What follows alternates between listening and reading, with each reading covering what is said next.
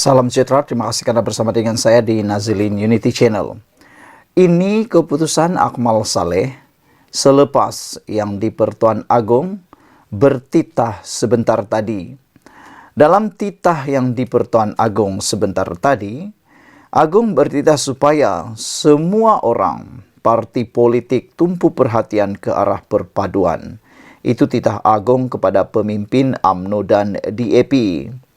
Baginda ingin menasihati semua pihak untuk memberi tumpuan untuk mengajak rakyat ke arah perpaduan dan bukannya perpecahan. Saya ingin melihat rakyat bersatu padu dengan harmoni, titah Baginda. Baginda juga berharap pemimpin politik tidak ekstrim dalam memberikan pandangan tentang isu-isu agama dan perkauman. Bukan hanya UMNO dan DAP, tetapi juga semua parti. Pemimpin mesti menjadi jambatan atau penghubung antara rakyat majmuk negara kita dengan contoh perilaku yang matang, titah Baginda lagi. Saudara-saudara sekalian, selepas titah Kebua-Duli Yang Maha Mulia yang di Pertuan Agong ini, akhirnya ini keputusan Akmal Saleh yang menggemparkan, mengejutkan ramai pihak. Terutamanya selepas insiden di mana Akmal Saleh menyatakan adakah Baginda mengarah untuk berhenti boikot. Pertanyaan Akmal Saleh itu begitu mendapat perhatian meluas daripada netizen. Tetapi selepas Agong bertitah, ini pula kenyataan terkini Akmal Saleh. Akmal Saleh, Ketua Pemuda UMNO, menjunjung titah Agung. Akhirnya, Akmal Saleh junjung titah Agung. Ketua Pemuda UMNO, Dr. Muhammad Akmal Saleh, menjunjung titah yang di Pertuan Agong Sultan Ibrahim hari ini untuk menjaga keharmonian negara dan memelihara kesucian agama Islam. Dalam satu hantaran di laman Facebook hari ini, beliau berkata ia demi meredakan polemik yang sedang berlaku. Didoakan semoga Kebua-Duli Yang Maha Mulia yang di Pertuan Agong dikurniakan kekuatan dan kesihatan, serta terus kekal bersemayam di singgah sana dan dapat memerintah negara dengan penuh kedaulatan dan kebesaran. Katanya selepas menghadap Sultan Ibrahim di Istana Negara di Kuala Lumpur hari ini. Sultan Ibrahim hari ini menitahkan Baginda berharap pemimpin politik di negara ini tidak ekstrim dalam memberikan pandangan berkenan isu-isu agama dan perkauman. Seri Paduka Baginda turut bertitah supaya pemimpin daripada semua parti mesti menjadi jambatan antara penghubung antara masyarakat majmuk di Malaysia dengan memberikan contoh perilaku yang matang. Pemimpin kanan UMNO dan DAP menghadap Sultan Ibrahim di Istana Negara yang tertumpu kepada perkembangan semasa berkaitan isu sensitiviti agama dan kaum. Selain Dr. Muhammad Akmal, pemimpin lain yang hadir pada sesi menghadap itu ialah Timbalan Presiden UMNO Datuk Seri Muhammad Hassan, Pengerusi Badan Perhubungan UMNO Melaka Datuk Seri Abdul Rauf Yusof dan Timbalan Setiausaha Agung DAP Liu Chintong. Pada 5 April yang lalu, Dr. Muhammad Akmal ditahan di lapangan terbang antarabangsa Kota Kinabalu untuk siasatan di bawah Akta Hasutan 1948 dan Akta Komunikasi Multimedia 1998 selepas polis menerima 2 laporan berhubung ucapan di media sosial dan di Kelantan tentang isu penjualan stoking tertera ke lima Allah. Saudara-saudara sekalian, beberapa komen daripada netizen berkait isu ini ialah salah satu daripadanya iaitu Kotaro Minami. Beliau memuji dan berterima kasih ke Kebua-Duli Yang Maha Mulia yang di Pertuan Agong, Seri Paduka yang di Pertuan Agong, atas inisiatif dan usaha Baginda menyatukan menyatu padukan rakyat. Dan diharap selepas daripada titah baginda ini, Akmal dapat menamatkan tindakan boikot terhadap kekemat. Dan diharapkan dengan ini semua rakyat akan menjadi tenang. Saudara-saudara sekalian, ada juga yang memuji ke Bawah Duli Yang Maha Mulia di Pertuan Agong atas inisiatif baginda mendamaikan Malaysia. Sekian dulu untuk kali ini. Jangan lupa ikuti terus ulasan selepas ini.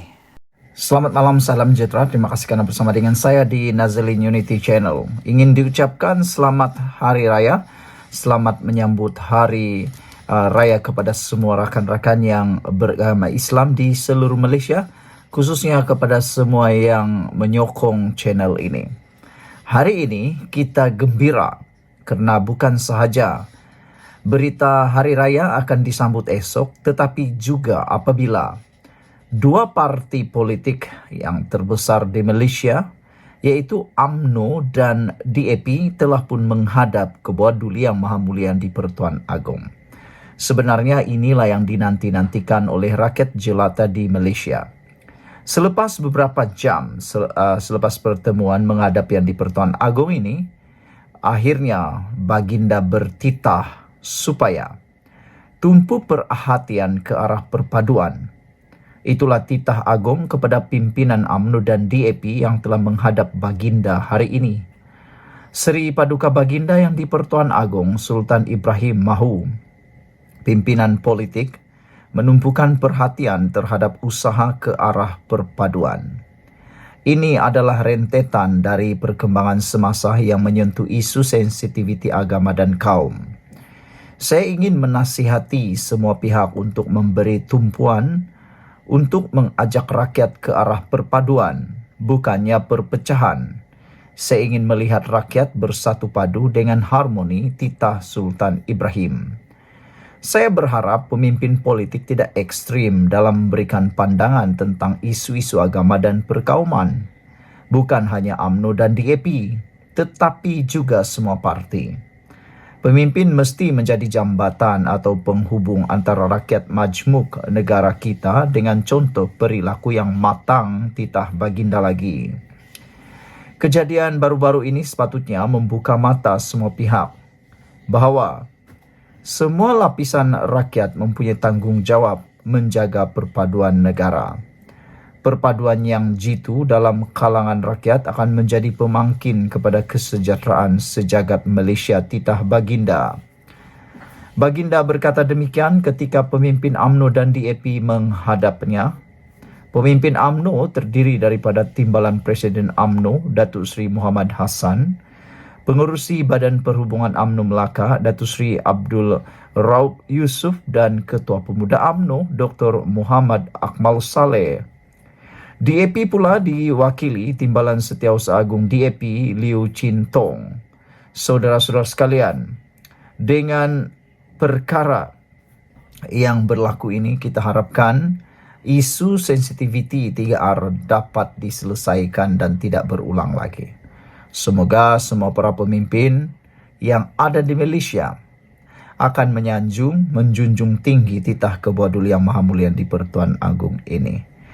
Kita juga menjunjung kasih kepada ke Bawah Duli Yang Maha Mulia di Pertuan Agong kerana telah mengambil inisiatif sendiri untuk menyelesaikan kemelut perpaduan yang berlaku di Malaysia sekarang ini. Nampaknya apa yang dititahkan oleh ke Bawah Duli Yang Maha Mulia di Pertuan Agong baru-baru ini telah pun baginda mula laksanakan. Kalau masih ingat lagi, baginda yang di Pertuan Agong sudah bertitah. Masa berbulan madu sudah selesai. Titah baginda. Baginda akan menjalankan tugas seperti mana yang baginda mahukan. Daulat tuanku, daulat tuanku. Sekian dulu untuk kali ini. Jangan lupa tinggalkan komen anda. Tekan butang subscribe. Kita jumpa lagi. Bye-bye. Salam sejahtera. Terima kasih kerana bersama dengan saya di Nazalin Unity Channel. Isu yang panas, masih panas dan segar dalam kalangan penonton channel ini juga di media sosial adalah berkaitan dengan makan ubi kayu ganti nasi. Ini pula komen daripada pemimpin pembangkang apabila isu makan ubi kayu ganti nasi ini makin tular di media sosial. Seorang pemimpin daripada parti pembangkang, yaitu aktivis politik Zahir Adnan, beliau berkata bahawa makan ubi kayu ganti nasi adalah satu kenyataan angkuh orang politik. Kenyataan Tan Sri Johari Abdul agar rakyat menukar sumber karbohidrat dari nasi kepada ubi kayu sehingga isu beras putih tempatan selesai adalah satu komentar angkuh orang politik yang tidak memahami denyut nadi rakyat. Aktivis politik Zahir Adnan berkata, adalah tidak wajar Johari yang merupakan speaker Dewan Rakyat berkata demikian dikala rakyat terhimpit dengan masalah kekurangan bekalan ruji itu. Kata beliau, bayangkan kesengsaraan rakyat untuk menyambut Aidilfitri. Nasi impit pun menggunakan beras. Takkan rakyat nak beraya dengan juadah ubi kayu seperti waktu darurat 70 hingga 80-an dahulu, katanya menerusi kenyataan hari ini. Zahir berkata, Ketua Pengarah Kawal Selia Padi dan Beras, Azman Mahmud, sendiri enggan mengulas dakwaan pihaknya, takut untuk mengambil tindakan sehingga menyebabkan berlaku masalah kekurangan beras putih tempatan dalam pasaran dengan membiarkan menteri menjawab perkara itu. Ini pula satu kenyataan yang hanya melepaskan batuk di tangga. Terlalu ramai pegawai atasan termasuk pengerusi Task Force Pemantauan Kluster Makanan, Majlis Tindakan Sara Hidup Negara, NEKHOL, Syed Abu Husin Hafiz, namun semuanya hanyalah retorik politik dan menjaga periuk nasi masing-masing, ujarnya. Dalam pada itu, Zahir berkata, Menteri Pertanian Datuk Seri Muhammad Sabu masih lagi diam membisu dalam isu berkenaan. Katanya, sudah lebih sebulan perkara itu berlaku namun ia masih tiada penyelesaian. Kata beliau lagi, gunakan kuasa sebagai menteri dan akta yang ada untuk menentang kartel beras dan menyelesaikan isu beras putih tempatan kerana ini adalah isu rakyat tambahnya lagi. Dipetik daripada mykmu.net daripada MG. Makan ubi kayu ganti nasi satu kenyataan angkuh orang politik, kata Zahir. Saudara, sebagai tambahan kepada isu ini, sebenarnya kalau kita lihat betapa gigihnya Perdana Menteri kita Anwar Ibrahim sendiri menentang kartel beras dan juga menyelesaikan isu beras putih ini.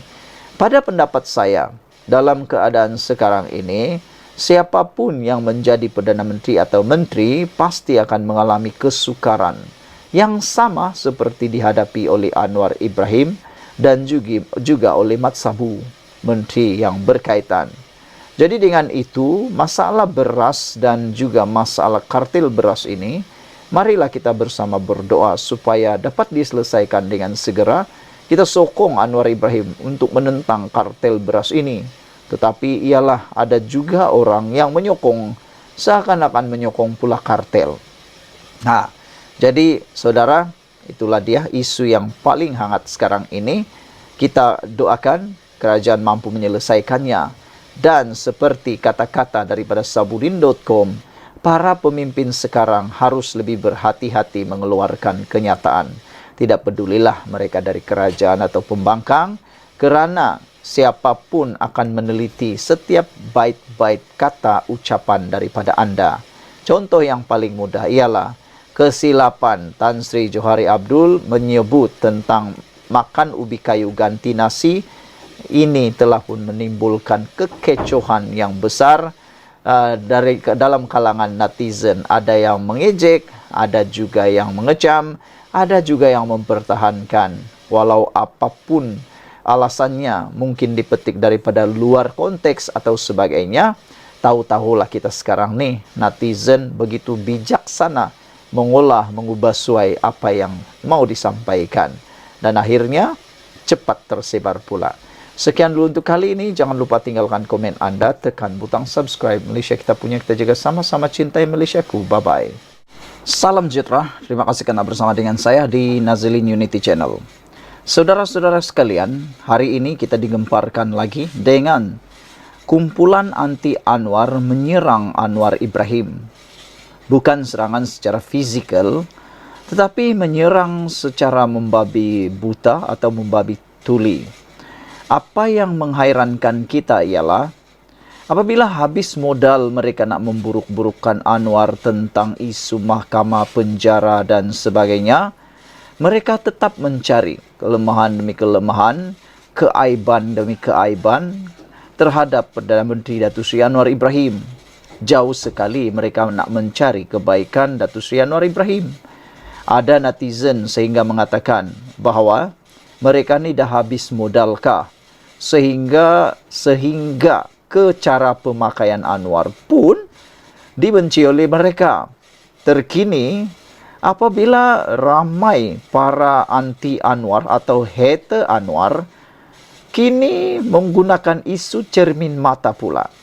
Cermin mata hitam yang digunakan oleh Anwar Ibrahim pada waktu sekarang ini turut menjadi modal para hater anti Anwar memburuk-burukkan Anwar Ibrahim. Itulah, semua orang pun ada yang terfikir, tak ada modal lagikah nak memburukkan Anwar Ibrahim, kata mereka. Mereka membabi buta, membabi tuli, menyebut memburukkan Anwar Ibrahim hanya kerana cermin mata. Tidak memeriksa terlebih dahulu, menyemak terlebih dahulu mengapa Anwar Ibrahim pakai cermin mata, terus buat andaian demi andaian, dan termasuklah andaian yang seakan-akan fitnah. Hari ini satu lagi isu cermin mata hitam jadi modal kumpulan anti Anwar kini memburukkan beliau. Sejak minggu lalu, penampilan Datuk Seri Anwar Ibrahim yang mengenakan cermin mata hitam di majlis-majlis yang dihadirinya menjadi perhatian ramai. Bukan hanya itu, kumpulan anti Anwar juga nampaknya menggunakan isu tersebut untuk memburukkan Perdana Menteri di media sosial. Sejak menjadi Perdana Menteri, setiap gerak-gerinya dan setiap patah perkataannya diteliti oleh pihak lawan yang hanya menunggu masa untuk menyerang. Tetapi tidak disangka pula, isu bercermin mata hitam pun pula menjadi isu panas yang digembar-gemburkan. Sedangkan Anwar masih bekerja keras menghadiri program-program rakyat. Anwar Ibrahim sebenarnya apa yang berlaku? Beliau mengenakan cermin mata hitam itu kerana menurut laporan The Star, Perdana Menteri kita Anwar Ibrahim mengalami reaksi alergik di kedua-dua belah matanya, namun tidak diberitahu secara terperinci. Makna kata Anwar Ibrahim dalam keadaan sakit, matanya sakit, mungkin merah, mungkin berair dan sebagainya. Anda pun tahu, masalah mata ini kadang-kadang boleh diatasi dengan menggunakan cermin mata hitam, selain daripada silau dan mengelak untuk dilihat buruk oleh orang lain, merah matanya. Kita patut memuji tindakan Anwar Ibrahim.